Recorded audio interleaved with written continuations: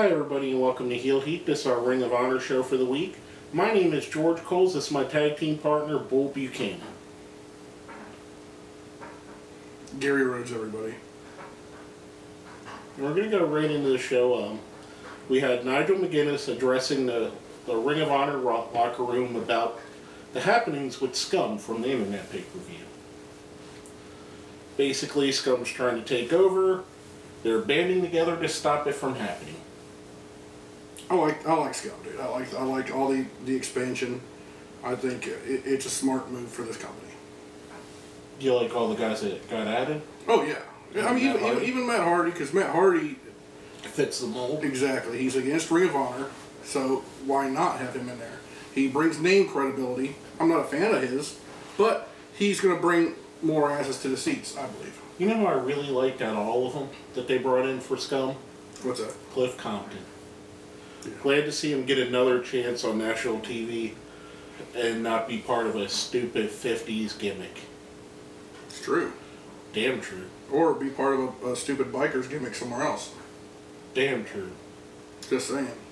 Cliff Compton, I mean, I've seen a lot of his work since he's been in the Indies, and, you know, since he's left being Domino, he's 10 times better.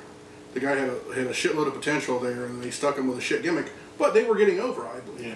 In my opinion, I thought they were getting over. I think they axed him too quickly. Mm-hmm. Well, you know. Basically, the main things to come out of this is Nigel McGuinness says that B.J. Whitmer's going to get a title shot, that Adam Cole's going to get a world title shot. The next two title shots are going to be Mark and Jay Briscoe, in that order, and that Michael Elgin and Jay Lethal will wrestle at the next pay-per-view for their title shot. And during it, we had Roderick Strong acting up, but Nigel says, I'll talk to you about that later, which they address later in the show. One thing I like about Ring of Honor is they don't leave stuff open-ended. Yes. If they got something that's part of the storyline, they'll kill it. They'll finish the storyline. Exactly. And, you know, the thing is, they don't do a lot of cliffhangers either, and that's one thing I do like.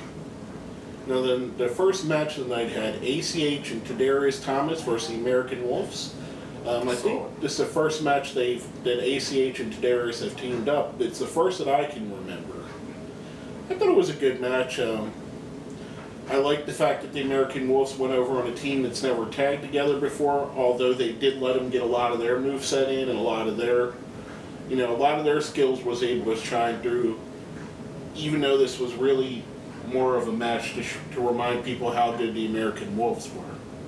True, and you know, the one thing about them is, like you said, this match was basically back and forth for a majority of it, and the Wolves look good. I mean, they're you know, one of the best tag teams this company's had. I can tell you, I like Davey Richards as an American Wolf more than I do as a solo wrestler. Now, Eddie Edwards, I think, is the better of the two, and I like them either fit. I think Davey Richards is the guy, and the analogy that I think of is someone like, you know, when you hear a rap group and there's one guy that sticks out in the rap group and you're like, oh, I'd like to hear a solo album from him. But then when they do their solo, it sucks because they were better as part of a group. You know what I'm saying? Yeah, I feel you, player. And honestly, they are a great tag team. Kind of like Busta Rhymes. Yeah. I like a lot of Busta Rhymes stuff, but he wasn't as good once he left Leaders of the New School as he was in Leaders of the New School. Yeah. Just, it's a long shot. Anyway, speaking of tag team wrestling, let's go right into our question of the week from last week. Who do you think has been the best tag team in Ring of Honor's history? Now, we got an answer from our friend Joshua Adams, 1044. He put, it's got to be either Briscoe brothers. I think they're the best tag team in the world for me and have been for a long time. What's your opinion on the situation? I have to go with consensus. Briscoes, when you think of Ring of Honor, you think of the Briscoe brothers. Before you even think of like CM Punk, or before you think of Daniel Bryan or Bryan Daniels or Samoa Joe, you think of the Briscoe brothers. I'm going to agree as well, make it a full sweep. The only team that I think has any other right to be in the conversation as the Kings of Wrestling, Chris Hero and Claudio Castagnoli. They had 2 separate runs. Both times were pretty successful. But how can you argue with the guys that are 8-time tag team champions? And been there since the company began. Since day one. Exactly. When you think of Ring of Honor, you think of Briscoe Brothers. They are Ring of Honor. Exactly. When you think of the old school ECW, you think of the Dudleys. I mean, the Dudleys weren't there from day one, but it's just that team is synonymous for ECW, and this team is synonymous for Ring of Honor. For better or worse. Always for the better for me. I've always enjoyed their matches. Now, this week's question of the week, a lot of people like to say, with the WWE having so many people under contract, there's a lot of people that are underused or underappreciated. Who do you think from the WWE's roster that's being underused? Now that doesn't mean, say, CM Punk because he's not the champion no more. But a guy that's legitimately underused into WWE that would be a perfect fit for Ring of Honor. Let us know what you think. Hit us up on our Facebook, put it on our Twitter, put it down where? Down there. Right down in the comments, and we'll talk about that subject next week in our question of the week. Now, coming off of that, a guy that's been a perfect fit for Ring of Honor and given them more of a hard edge style when he's been there, we had BJ Whitmer versus QT Marshall with a returning R.D. Evans in his corner. There's a lot of initials in this, isn't there? Exactly. I thought it was a very good match. BJ Whitmer is a guy, he's kind of their hardcore wrestler. He's their heavy hitter, so to say. And he fits the mold very well, and he's a guy that can be counted on to put on really good matches. I'm glad to see him still putting on these great matches after what happened at Final Battle.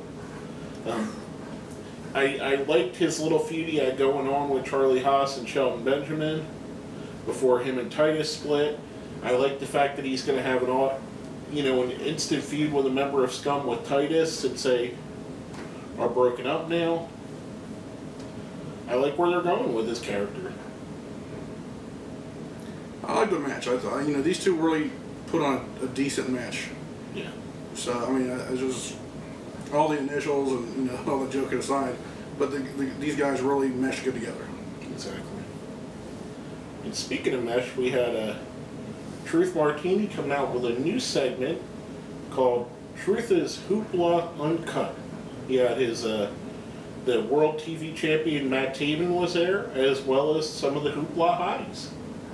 Truth is really going to turn Matt Taven into an upper echelon superstar, I believe. I think they're a perfect fit for each other. With this new sleazier version of Truth Martini, the more, how should I say, kind of like a Joey Ryan style of sleazy. I think Matt Taven fits into that, and he has the look and the skill to go with it. At one point, he pulls the TV title out of his pants and pretends like it's his dick, or they blur it out. With the two girls are, over there marveling at it. And I think, and then we get to the point, he tells the girls to take off their pants. They cut the commercial saying that the full thing will be up on Ring of Honor's website. Hopefully driving some viewers over to check out the website. Well, the thing is, when they had the tournament last month or so, I really wasn't a fan of Matt Taven. And just because he was plain, he was mayonnaise.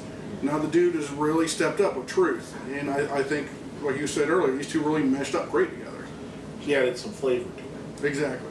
And that's what the kid needs. I didn't mind his in-ring performance. He just looked corny as shit. Now, thanks to Truth, he's fixed that. Not corny like Jim Cornette. No. But another guy that he helped out was Roderick Strong. Yeah. He really did help out Roderick a lot, and Michael Elgin. Mm-hmm. And, I think he's a good guy. I like him as a manager. He's an interesting character. He's someone that screens pay attention to me, and that's what you need to have on your TV. Well, that's one thing me and you've always agreed on. Wrestling needs managers. Yes. And this guy is a perfect fit with Taven. I think he'd be a perfect fit with almost anybody. I mean, they could have put him back with the old WWE days, or the old WWF days with Right to Censor, and he could have made gold with that. He's a very entertaining guy. I like him on the mic too, and I liked him on the announce table. Yeah, exactly. Now, coming off of that, a former member of the House of Truth is in the main event, Roderick Strong versus Jay Lethal. Now, during the match, we had Nigel McGuinness on the commentary, which explained that he talked to Roderick Strong from earlier when he was acting up in the beginning of the show, and Roderick basically wanted a title shot. He told Roderick if he wins this match, he gets a title shot. Simple concept's been done to death in wrestling, but it always works. I thought it was a really good match. I really liked these two together. I mean, what can you say? You got two top-level athletes in there together going full speed with each other. Exactly, and I really enjoy Roderick Strong's style. And him and Lethal met, or we were talking about before meshing up, they meshed up great together. Roderick Strong, I mean, he could go in there and he could wrestle a guy like B.J. Whitmer and put a great match on. He could wrestle Michael Elgin. The matches we've seen with him and Elgin were phenomenal. You know, I'm really a big fan of Strong. Plus, he's a Tampa guy. Can't go wrong with that, I guess. No. I like the finish where Roderick's going for the Gibson driver and Lethal hits a lethal injection out of nowhere for the win. Thus, you know, Roderick doesn't get his title shot.